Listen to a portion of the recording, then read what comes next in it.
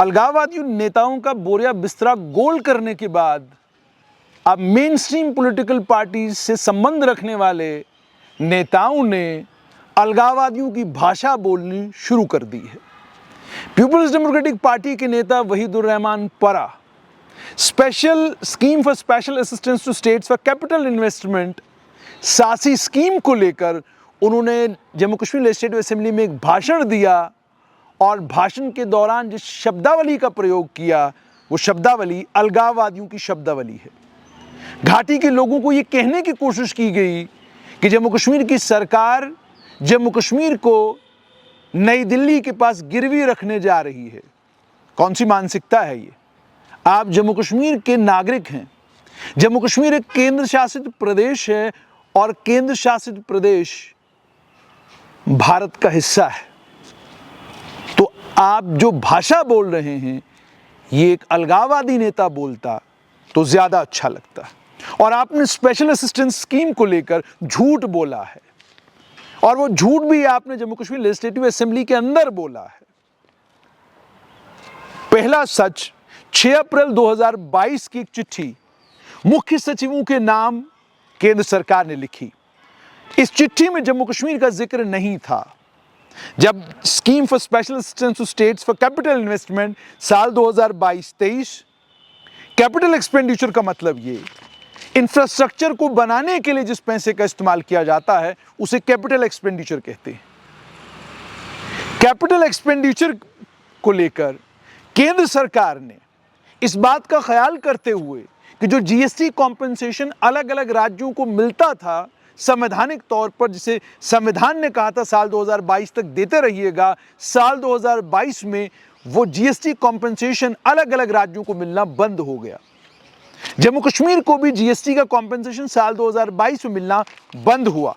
और मेरे पास जो जानकारी, और यह आधिकारिक जानकारी है, ये वो कागजात हैं जिन कागजात से साफ तौर पर यह पता चलता है कि जम्मू कश्मीर को जीएसटी कॉम्पेंसेशन साल 2022-23 में 418 करोड़ मिला और उसके बाद 23-24, 24-25, 25-26 में जीरो हो गया ये जीएसटी कॉम्पेंसेशन। यानी जिस जीएसटी कॉम्पेंसेशन का इस्तेमाल जम्मू कश्मीर की सरकार अपने अखराजात को, अपने खर्चे को पूरा करने के लिए किया करती थी, वो जीएसटी कॉम्पेंसेशन जम्मू कश्मीर की सरकार को मिलना बंद हो गया। और आप केंद्र शासित प्रदेश हैं। केंद्र शासित प्रदेश होते हुए आप क्वालिफाई नहीं करते special assistance to states for capital investment SASCI scheme के लिए, आप क्वालिफाई नहीं करते। जिस समय इस स्कीम को लॉन्च किया गया तो जिन राज्यों को ब्रैकेट किया गया कि किस किस स्टेट को इस स्कीम से पैसा मिलेगा, उसमें 1000 करोड़ के ग्रुप में महाराष्ट्र, यूपी, तमिलनाडु, गुजरात, कर्नाटका, वेस्ट बंगाल थे। 700 करोड़ के ग्रुप में मध्य प्रदेश, राजस्थान, आंध्र प्रदेश, बिहार, तेलंगाना, पंजाब थे। 500 करोड़ के ग्रुप में हरियाणा, उड़ीसा, छत्तीसगढ़, केरला, झारखंड, आसाम, उत्तराखंड था। और ग्रुप 4 में 100 करोड़ के ग्रुप में त्रिपुरा, हिमाचल प्रदेश, मणिपुर, मिजोरम, नागालैंड, गोवा, मेघालय, अरुणाचल प्रदेश, सिक्किम। यानी जब हम बात करते हैं सासी की तो ये स्कीम जिस समय कंसीव की गई इसमें 28 राज्य थे, कोई केंद्र शासित प्रदेश नहीं था। और ये भी इसमें बताया गया कि मैक्सिमम अमाउंट, इंसेंटिव का मैक्सिमम अमाउंट इस स्कीम में अलग अलग राज्यों के लिए कितना कितना होगा वो भी तय हो गया। मतलब साफ तौर पर यह है, क्योंकि जम्मू कश्मीर एक यूनियन टेरिटरी है, जम्मू कश्मीर सासी के लिए क्वालिफाई ही नहीं करता था। सासी स्कीम के तहत जम्मू कश्मीर को असिस्टेंस देने का सवाल ही पैदा नहीं होता था। तो इसका मतलब ये कि पहला झूठ जो पीडीपी के नेता वहीदुर रहमान परा ने बोला वो ये बोला कि सासी स्कीम में जो लोन जम्मू कश्मीर को दिया गया है उस लोन की कुछ शर्तें हैं। शायद उन्होंने ये नहीं आपको बताया कि जम्मू कश्मीर में कई इंफ्रास्ट्रक्चर के प्रोजेक्ट एशियन डेवलपमेंट बैंक के पैसे से बने हैं, कई प्रोजेक्ट्स वर्ल्ड बैंक फंडेड हैं, कई प्रोजेक्ट्स नाबार्ड फंडेड हैं, कई और बैंक्स ने उन प्रोजेक्ट्स को फंड किया हुआ है, उसके जरिए वो प्रोजेक्ट्स जम्मू कश्मीर में बन रहे हैं। पीडीपी के नेता ने, बड़े तेज तर्रार नेता हैं, उन्होंने ये नहीं बताया आपको कि जब वो बैंक लोन देते हैं तो उनकी शर्तें भी इसी तरह की होती हैं। और ये जो स्पेशल असिस्टेंस स्कीम है, इसमें बेसिकली है क्या? इसमें 50 साल के लिए आपको लोन दिया जाता है 0% रेट ऑफ इंटरेस्ट पर। यानी आपको ये लोन जब आप वापस भी करेंगे तो इस पर कोई इंटरेस्ट आपको नहीं लगेगा, मगर कुछ शर्तें हैं। अगर आपको याद होगा, Jawaharlal Nehru urban renewal mission, उसके तहत जम्मू कश्मीर का पैसा बनता था। बार बार जम्मू कश्मीर को केंद्र सरकार कहती थी, और ये कांग्रेस के कालखंड की बात है, कि आप ये रिफॉर्म्स करिए, जब आप ये रिफॉर्म्स करेंगे तो ये ग्रांट आपको मिलेगी, अगर रिफॉर्म्स नहीं करेंगे तो ये ग्रांट आपको नहीं मिलेगी। लंबे समय तक अरबों रुपया जम्मू कश्मीर का केंद्र सरकार के पास पड़ा रहा, जब तक उन्होंने रिफॉर्म्स नहीं किए तब तक वो पैसा नहीं मिला। अब इस न्यूरम के बारे में नहीं बताया वहीदुर रहमान परा ने, इस न्यूरम का जिक्र उन्होंने नहीं किया, और ना बताया पूर्व वित्त मंत्री और इस समय कांग्रेस के प्रदेश अध्यक्ष तारिक हमीद करा ने। खुद वित्त मंत्री रहे हैं, वित्तीय डिपार्टमेंट के इंचार्ज रहे हैं, वो जानते हैं कि जितनी भी ग्रांट्स केंद्र सरकार से जम्मू कश्मीर को आती थी, वो ग्रांट्स रिफॉर्म्स के साथ टाई अप होकर आती थी, कि आप रिफॉर्म लाएंगे, आप तब्दीली लाते जाएंगे, हम आपको पैसा देते जाएंगे। और रिफॉर्म्स के साथ ग्रांट्स को टाई क्यों किया गया? कारण यही था कि पैसा दे देते और फिर उस पैसे से जो एक्सपेक्टेशन होती थी कि ये तब्दीलियां आएंगी जम्मू कश्मीर में, वो आती नहीं थी। तो तमाम ग्रांट्स को रिफॉर्म्स के साथ जोड़कर पैसा दे दिया गया, आप तब्दीली लाइए, हम पैसा देंगे। तो न्यूरम का जिक्र क्यों नहीं किया गया?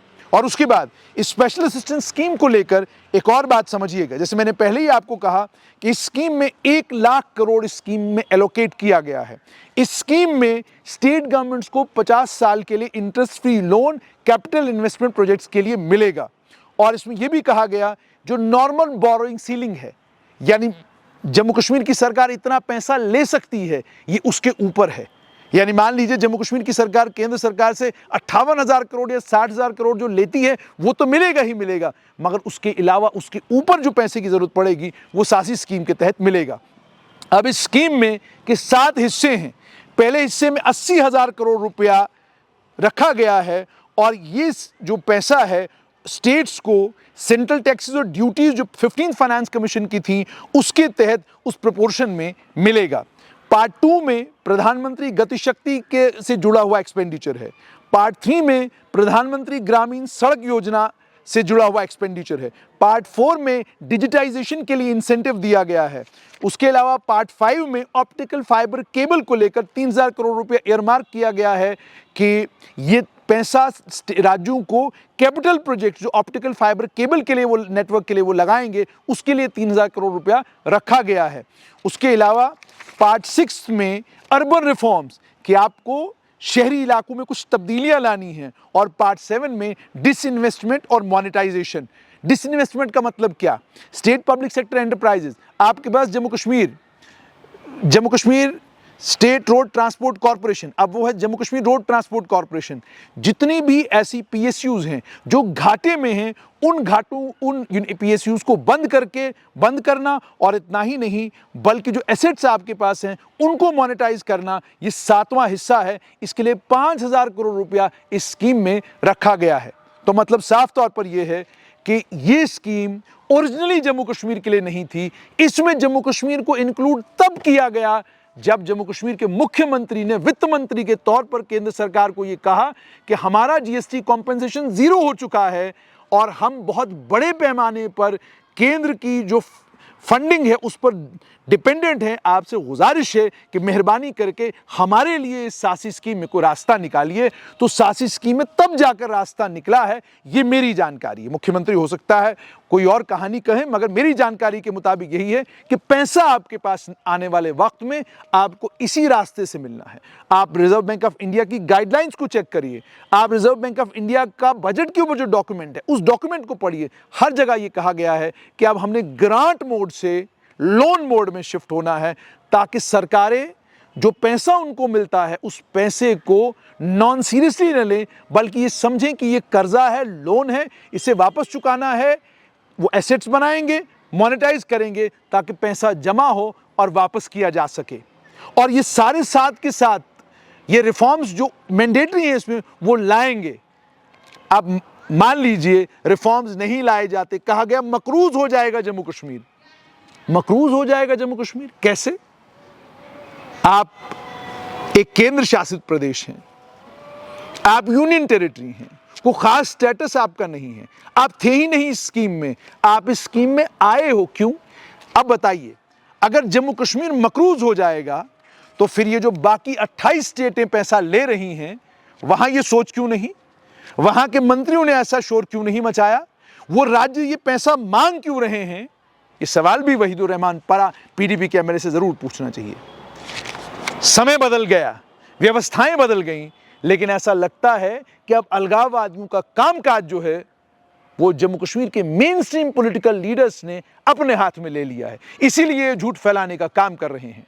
यानी जो स्कीम 28 राज्यों में लागू, जिस स्कीम में हजारों करोड़ रुपया इन 28 राज्यों को मिल रहा है, उसी स्कीम में थोड़ा सा मामूली सा 1400 करोड़ के करीब करीब, जो मेरी जानकारी है 4200 करोड़ हालांकि कहा जा रहा है, मान लीजिए 4000 करोड़ भी अगर जम्मू कश्मीर को मिला है, उसको लेकर यह कहना कि आने वाले वक्त में जम्मू कश्मीर को दिक्कतें आएंगी, परेशानियां आएंगी, साफ तौर पर दर्शाता है कि आप वही कोशिश कर रहे हैं कि वो जो एजेंडा और वो प्रोपेगेंडा जो घाटी में चलाकर जिसे फैलाया जाता था लोगों के बीच में भय पैदा करने के लिए, डर पैदा करने के लिए, और केंद्र सरकार की पॉलिसीज की इंप्लीमेंटेशन को लेकर जिस तरीके से आप घाटी के अंदर प्रचार प्रसार का काम कर रहे हैं, झूठ बोलने का काम कर रहे हैं, ये झूठ घाटी को पहले भी महंगा पड़ा है, आगे भी पड़ता रहेगा। तो दोबारा से सुनिएगा, ये डॉक्यूमेंट सारे ऑनलाइन अवेलेबल हैं। जो स्कीम 28 स्टेटों के लिए आई, जिसमें हजारों करोड़ रुपए 28 स्टेटों को मिल रहा है, उसमें जम्मू कश्मीर को जबरदस्ती इंक्लूड करने के बाद जम्मू कश्मीर के विधायक जब ये कहें कि जनाब देखिए ये तुम आपको कर्जे में डुबो देंगे, महाराष्ट्र वाले को फिक्र नहीं है, तमिलनाडु वाले को फिक्र नहीं है, गुजरात वाले को फिक्र नहीं है, गोवा वाले को फिक्र नहीं है, अरुणाचल वाले को फिक्र नहीं है, लेकिन जम्मू कश्मीर के नेताओं को फिक्र है। कारण ये क्योंकि एजेंडा जहां चलता हो, जहां एजेंडा ही ये हो कि अलगाववादियों का खेमा जो बंद हो चुका है, जिनकी दुकान बंद हो चुकी है, वो दुकान किसी शक्ल में चलती रहे, तो फिर सासी स्कीम के ऊपर सवाल खड़े तो ये नेता करेंगे ही। और रही बात मुख्यमंत्री उमर अब्दुल्ला की, आपने उनकी आलोचना करनी है, करिए, मगर वो स्कीमें जो जम्मू कश्मीर के लोगों का भविष्य बदलने वाली हैं, जब आप उन स्कीमों को अपनी अलगाववादी भाषा बोलकर देश के विरुद्ध माहौल बनाने का काम घाटी में करेंगे, तो फिर लोगों तक सच्चाई पहुंचाना हमारी जिम्मेदारी बनती है।